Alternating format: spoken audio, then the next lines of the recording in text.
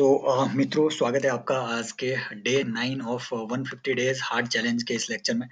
और जो नए लर्नर है जो नए जुड़े हुए हैं उन्हें बता दें कि इस लेक्चर सीरीज में what we are basically doing is कि यूपीएससी की जितनी भी पीवाईक्यूज है देयर इज अ टेंडेंसी कि यूपीएससी डायरेक्टली लगभग 20 से 30 क्वेश्चन ऐसे बनाता है जो कि पीवाईक्यू पे बिल्डअप हुए हों या फिर वो डायरेक्टली भी रिपीटेड हो। कम से कम 5 से 6 क्वेश्चन डायरेक्टली रिपीटेड होते हैं और ये वो क्वेश्चन है जो आपको एज देंगे, वो जो आपको 20 से 25 मार्क्स एक्स्ट्रा लेने हैं अपने रैंक को सिक्योर करने के लिए, अपने अपने पोजीशन को प्रीलिम्स के रिजल्ट शीट में सिक्योर करने के लिए। वो नंबर आपको ये पीवाईक्यूज जरूर देते हैं, राइट। तो एक पर्सपेक्टिव लैंग्वेज को अंडरस्टैंड करने की ये सीरीज है, आप डेली ज्वाइन कर सकते हैं। आज की इस डे 9 की हम यहाँ पे शुरुआत करेंगे, राइट। और देखो, ये जो क्वेश्चन पेपर यहाँ पे है ये मैंने अपने रिस्पॉन्सेज, अपने रिस्पॉन्स शीट एक तरीके से यहाँ पे अपलोड करके रखी हुई है ताकि मैं ये भी बता सकूं मैंने इस साल प्रीलिम्स दिया हुआ है और क्वालिफाई भी हुआ है और मेंस के रिजल्ट अभी अवेटेड है, राइट। तो ये मैं आपको बता सकूं कि कौन सी वो चीज थी या कौन सा वो थॉट प्रोसेस था जिनके थ्रू मैंने इस तरीके के क्वेश्चन भी मैं सॉल्व कर पाया, राइट। जो लॉजिक लगा करके इस तरीके के क्वेश्चन जो मैंने कभी नहीं पढ़े थे, कभी सुने भी नहीं थे, उनको लगा करके ये क्वेश्चन सॉल्व कर पाया। देखो, जैसे ये 63rd क्वेश्चन है, अगेन ये लॉजिकल क्वेश्चन था। मुझे बिल्कुल आइडिया नहीं था कि हैंडलूम डे करके भी कोई डे होता है, मुझे कोई आइडिया नहीं था। लेकिन देखो स्टेटमेंट देखो, 7th August is declared as national handloom day. मुझे कुछ नहीं पता, मुझे कुछ नहीं पता अभी अभी मैंने ये स्टेटमेंट ऐसे ही रखी। फिर देखो इधर, it was in 1905 that the swadeshi movement was launched on the same day. देखो यहाँ पे एग्जामिनर आपको हिंट दे रहा है, ये एग्जामिनर ने सेकंड स्टेटमेंट में आपको हिंट दी हुई है कि अगर आपको पता है कि स्वदेशी मूवमेंट कौन सी डेट पे चला और स्वदेशी मूवमेंट का मेन गोल क्या था, मेन इसका एजेंडा क्या था, बेसिकली जो फॉरेन गुड्स है उसको ये एक तरीके से, ठीक है, उन गुड्स को बॉयकॉट करने का ये एक मूवमेंट था। और ऐसी जो फॉरेन गुड है, कपड़ा उसमें सबसे इंपॉर्टेंट रोल प्ले करता है। तो डेफिनेटली ये अब ये स्वदेशी मूवमेंट जब शुरू हुआ, जो डिक्लेरेशन आई वो 7 अगस्त 1905 को आपकी डिक्लेरेशन आई थी, राइट। तो उस दिन स्वदेशी मूवमेंट आपका शुरू हुआ। तो मैंने लॉजिक ये लगाया कि यस, इसकी कोई तो इम्पोर्टेंस यहाँ पे शो करने की कोशिश की गई होगी, राइट, कि 7 अगस्त को हम जो है ये मनाएंगे ताकि इस स्वदेशी मूवमेंट को यादगार बनाया जा सके।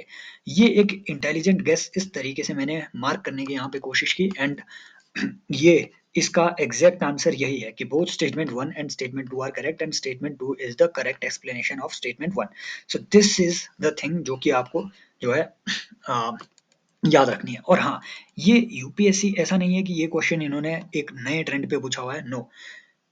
आपको मैं एक पीवाईक्यू दूंगा, राइट। 2021 में आई थिंक इन्होंने एक क्वेश्चन पूछ लिया था कि जो इंडिया के रेफरेंस में जो अगस्त रेवोल्यूशन है, अगस्त रेवोल्यूशन, ठीक है, अगस्त रेवोल्यूशन या फिर August revolution with respect to India's freedom struggle, वो किस चीज से रिलेटेड है, आप मुझे ये बताएंगे। और जब आप ये अगस्त रेवोल्यूशन को आइडेंटिफाई कर लो कि हिस्ट्री में कौन सी इवेंट को इंडिया के रेफरेंस में अगस्त रेवोल्यूशन कहा जाता है, जब आप उस रेवोल्यूशन को आइडेंटिफाई कर लो तो आप मुझे वो डेट भी बताएंगे कि कौन से डेट पे वो आपका मूवमेंट चला था। ये आप मुझे कमेंट सेक्शन पे बताएंगे, राइट। ये हिस्ट्री की नॉलेज की आपको एक थोड़ी असाइनमेंट है, ये इनका पीवाईक्यू है। इस लेवल पे ये आपसे क्वेश्चन पूछ रहे हैं, छोटी छोटी माइन्यूट डिटेल्स आपको पता होनी चाहिए, ये आपको सिर्फ और सिर्फ पीवाईक्यू से मिलेगा। देखो अगेन, ये एक ट्रैप वाला क्वेश्चन था एंड इसको मैंने गलत मार्क कर दिया, अगेन ऐसे ही लॉजिक लगा के। लॉजिक आपके गलत भी होते हैं, हमेशा सही नहीं जाएंगे, लेकिन देखो बात यह है कि consider the following statements about national flag of India according to flag code of India 2002, right. इसके अकॉर्डिंग नेशनल फ्लैग में क्या क्या फीचर्स इंडिया में देखने को मिलेंगे। देखो, one of the standard sizes, ऐसा नहीं बोला हुआ है कि यही स्टैंडर्ड साइज है, no. One of the standard sizes of national flag of India is 600 mm and 400 mm। देखो नीचे सेकंड स्टेटमेंट कह रही है कि ratio of the length of height of flag shall be 3:2। समझ रहे हो कि भैया लेंथ 3 होनी चाहिए और हाइट 2 होनी चाहिए, ये इनके बीच का रेशो होना चाहिए, राइट।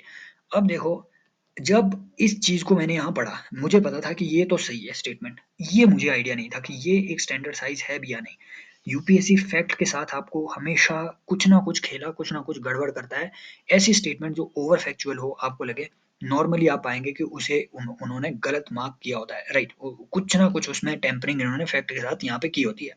तो ये जब मैंने कैलकुलेट किया, मैंने पाया कि यार ये तो सही मैच हो रहा है, समझ रहे हो, ये रेशो तो सही मैच हो रहा है, तो हो सकता है ये स्टेटमेंट सही हो। Then I mark this. Actually ये यहाँ पे बहुत ही ज्यादा डेप्थ में इन्होंने क्वेश्चन पूछा था। नॉर्मल आदमी को ये पता नहीं होता है कि स्टैंडर्ड साइज नेशनल फ्लैग का क्या होगा। तो according to flag code of India there are 9 standard sizes जो कि वहां मेंशन किए गए हैं। यहाँ से बिल्डअप करके वो फ्यूचर में आपसे ये भी क्वेश्चन पूछ सकते हैं कि हाईएस्ट स्टैंडर्ड साइज क्या है और लोएस्ट स्टैंडर्ड साइज क्या है, राइट। तो ऐसे भी वो आपसे क्वेश्चन पूछ सकते हैं according to flag code of India. तो जो फ्लैग कोड ऑफ इंडिया के स्टैंडर्ड साइजेज हैं वो कुछ ऐसे चलते हैं। फॉर एग्जाम्पल 6300 mm, ठीक है, एंड इसकी विड्थ आपकी 4200, इधर मैं लिख लूँ, ठीक है। ये एक सेकेंड, दिस इज योर 30, ठीक है, एंड 4200 mm, ये एक स्टैंडर्ड साइज हो गया। देन आपका 3600 एंड 2400, ये आपने याद नहीं रखने हैं, अंदाजा याद रखना है। और ये mm में है, मिलीमीटर की बात हो रही है। 630 सेंटीमीटर एंड 420 सेंटीमीटर, ये इसकी बात हो रही है। 360 सेंटीमीटर, ठीक है, 240 सेंटीमीटर। देन इसके जो लोएस्ट, इस तरीके से रिड्यूस होता जाता है। लोएस्ट जो इसकी रेशो इन्होंने प्रेस्क्राइब की है वो है 150 mm और आपका 100 mm। ये देखो, ये भी आपका 3:2 की रेशो में ये सारी चीजें आपकी आ रही है। 150 mm का मतलब है 15 सेंटीमीटर और आपका 10 सेंटीमीटर, ये आपका लोएस्ट साइज होना चाहिए according to flag code of India. तो आपकी गाड़ी में जो छोटू फ्लैग लगा होता है, इसकी डायमेंशन अगर आप चेक करोगे तो आप पाएंगे कि वो फ्लैग कोड ऑफ इंडिया के अकॉर्डिंग नहीं जा रही है। यहाँ से वो अच्छे क्वेश्चन आपसे बना सकता है फ्यूचर के लिए भी, राइट। और खैर, एक बात और कि फ्लैग जो है national flag according to flag code of India, अब ये न्यूज में इसलिए था क्योंकि रिसेंटली इसे अमेंड किया गया, नायलॉन के फ्लैग्स भी अलाउ किए गए। अर्लियर अमेंड किए से पहले, ठीक है, ओनली एंड ओनली आप जो है किसी भी अगर फंक्शन में कोई फ्लैग वगैरह लगा रहे हो तो वो फ्लैग आपका सिर्फ और सिर्फ खादी का बना होना चाहिए। And according to flag code of India आप किसी भी फ्लैग को, ठीक है, जब आपको लगे कि मान लो फ्लैग जो है फट चुका है, तो उस फ्लैग को आप या तो या तो एब्सेंस में, सबकी एब्सेंस में बिल्कुल एक अलोन प्लेस में जला दो, या फिर आपको उसे पूरी रिस्पेक्ट के साथ दबाना पड़ेगा, राइट। आप उसे कहीं डस्टबिन वगैरह में नहीं फेंक सकते, ये भी चीजें आपकी फ्लैग कोड ऑफ इंडिया में दी गई है, राइट। तो ये आप मुझे, और हाँ, कमेंट सेक्शन में आप मुझे ये बताएंगे कि राइट, खैर छोड़ो, ये फंडामेंटल ड्यूटी से रिलेटेड बहुत नॉर्मल सा क्वेश्चन हो जाएगा।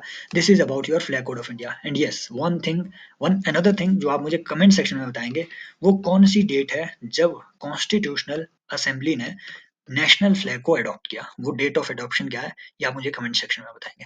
ये देखो, ये हलवा क्वेश्चन था, ठीक है, पीवाईक्यू है, 2023 का क्वेश्चन है। ये बिल्कुल जिसे पता है उसे पता है, नहीं तो ये ठीक है। अब यहाँ से इंपॉर्टेंट चीजें को कुछ हम देखेंगे इस क्वेश्चन से। क्वेश्चन कह रहा है, स्टेटमेंट कह रही है कि constitution day is celebrated on 26 November every year to promote constitutional values among the citizen. ये बात तो सही है, बिल्कुल सही है। अब दूसरी बात, यहाँ स्टेटमेंट कह रहा है कि 26 नवंबर 1949 को कॉन्स्टिट्यूएंट असेंबली ऑफ इंडिया ने ड्राफ्टिंग कमेटी को सेटअप किया था under chairmanship of B R Ambedkar. नहीं भाई, ये वो डेट है जब कॉन्स्टिट्यूशन अडॉप्ट हुआ है। प्रियम्बल में ये डेट मेंशन्ड है, the date of adoption of constitution. ये बिल्कुल नॉर्मल फैक्ट है, तो ये तो गलत है ही है, ये सही है ये गलत है, आंसर तो यही होगा। लेकिन इंपॉर्टेंट बातें हमें यहाँ से एक ये जाननी है कि 2021 में इसी डेट पे इन्होंने ये क्वेश्चन पीवाईक्यू पे बिल्डअप हुआ है। मत सोचो कि ये ऐसे हवा में क्वेश्चन पूछा हुआ है, नहीं। 2021 का पीवाईक्यू देखना, उसमें उन्होंने पूछा हुआ है कि 26 नवंबर 1949 को इंडिया का कॉन्स्टिट्यूशनल स्टेटस क्या था according to the preamble. India का कॉन्स्टिट्यूशनल स्टेटस क्या था? तो याद रखना है, 26 नवंबर 1949 को इंडिया का कॉन्स्टिट्यूशनल स्टेटस था एज अ सोवरेन, ठीक है, SOVREIGN, ठीक है, सोवरेन डेमोक्रेटिक रिपब्लिक, ठीक है, सोवरेन डेमोक्रेटिक रिपब्लिक। इसमें सोशलिस्ट और सेकुलर ये वर्ड्स बहुत बाद में आपके ऐड किए गए, ठीक है, 1976 में ये ऐड किए गए। इससे पहले इंडिया का कॉन्स्टिट्यूशनल स्टेटस ये रहा है। यहाँ से इस तरीके से वो फ्यूचर में फिर से क्वेश्चन बना सकते हैं। बाकी इसमें आई डोंट थिंक कि इसमें कुछ ज्यादा रिसर्च करने की जरूरत है इस डेट पे, राइट। डेट ऑफ एडॉप्शन है ये, अगेन डेट ऑफ इम्प्लीमेंटेशन नहीं है।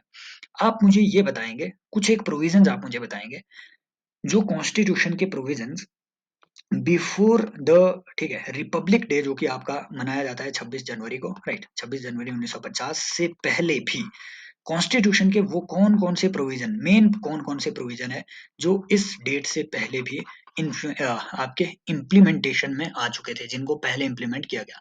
ऐसे कम से कम 3 मेन प्रोविज़न आप नीचे बताएँगे, ये आपको जो है एक अच्छा पर्सपेक्टिव देगा कॉन्स्टिट्यूशनल हिस्ट्री का, कॉन्स्टिट्यूशनल पास्ट का। ये वो क्वेश्चन है जहाँ से हमें एक बात सीखनी है। ये क्वेश्चन से हमें एक बात सीखनी है कि अपनी नॉलेज पे कभी डाउट मत करना। मैंने किया और मैंने ये क्वेश्चन छोड़ दिया। हालाँकि देखो गाइस, जो नए लर्नर है उन्हें बता दें कि ठीक है, इस साल मेरा प्रीलिम्स हुआ है और प्रीलिम्स पिछले साल भी हुआ है, राइट? और ठीक-ठाक मार्जिन से हुआ है। कट ऑफ बहुत कम थी, पिछले साल अराउंड 87 के आस-पास गई होगी और मेरे स्कोर 117 पिछले साल बन रहे थे। इस साल भी I am scoring decently enough, ठीक है, 110 plus according to various answer keys बन रहे हैं। तो मुझे इन सब क्वेश्चंस को छोड़ने का फर्क कुछ ज्यादा मतलब ऐसे लगता नहीं है। भाई प्री निकला है और ठीक ठाक मार्जिन से निकला हुआ है, तो मुझे इसकी कोई दिक्कत नहीं हुई इस क्वेश्चन को छोड़ के, राइट? लेकिन फ्यूचर में हो सकती है, क्योंकि हमें नहीं पता, हम एक-एक नंबर के लिए फाइट कर रहे हैं, एक 2-2 नंबर के लिए फाइट कर रहे हैं, समझ रहे हो? तो ऐसे क्वेश्चन छोड़ना और अपनी नॉलेज पे डाउट करना, ये आपके लिए सबसे ज़्यादा, ठीक है, एक एक सुसाइडल पॉइंट हो सकता है। Look, I exactly new the answer of this question. ये देखो, मैंने एग्ज़ामिनेशन हॉल में बाकायदा लिखा हुआ है कि ये स्टेटमेंट गलत क्यों है, स्टिल आई डाउट इट।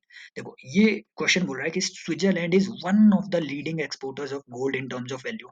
सही बात है, और मुझे ये बात पता थी इसलिए क्योंकि 2021 का जो इंडिया का इकोनॉमिक सर्वे वगैरह आया था, उसमें ये बात मेंशन थी कि इंडिया के सबसे ज़्यादा हाईएस्ट जो इंपोर्ट्स हैं गोल्ड के, वो उस साल स्विट्ज़रलैंड से आए थे। समझ रहे हो? तो इसलिए ये न्यूज़ में था, तो ये बात मुझे पता थी। ये दूसरी बात भी देखो कि Switzerland has second largest gold reserves in the world. मुझे एग्ज़ैक्टली ये बात पता थी कि हाईएस्ट गोल्ड रिजर्व, अब रिजर्व का मतलब ये माइनिंग रिजर्व की बात नहीं कर रहा है, कंट्रीज़ के पास कितने रिजर्व हैं, राइट? उसकी बात कर रहा है।